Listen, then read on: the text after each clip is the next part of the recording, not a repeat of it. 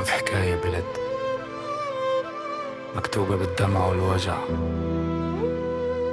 بس ما ماتت.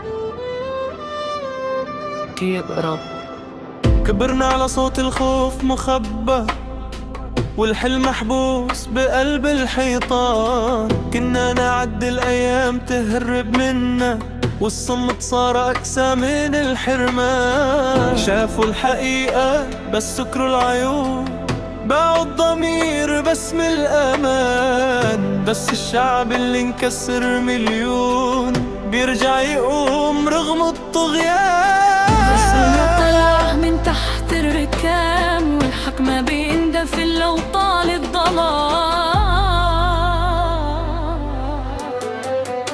مو آخر الحكاية، لسه فينا نحكي مهما انكسرت المراية.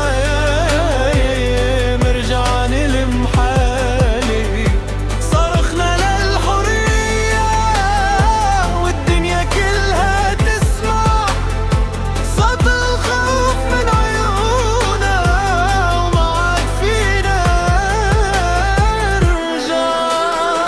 قالوا خلص الحلم انتهى، بس نحنا خلقنا من وجع. كل دمعة نزلت من بقى بالتاريخ ما بينمحى. يا شام لا تبكي وما عادت واقفين لو مهما صار. وضاعت سنين بعتمة ليلة، الشمس جاي مهما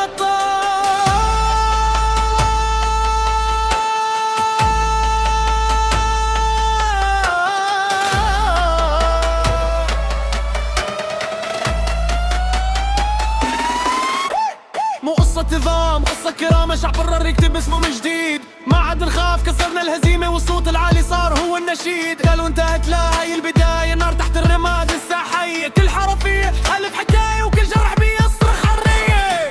مو آخر الحكاية، لسه فينا نحكي مهما انكسرت المراية.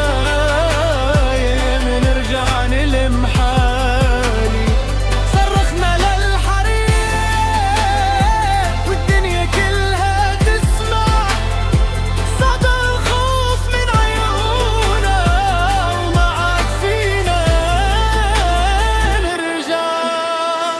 يمكن تعبنا، يمكن كسرنا، بس ما نسينا مين نحنا. الأرض إلنا والحق دلنا، وبكرة أكيد رح يجمعنا.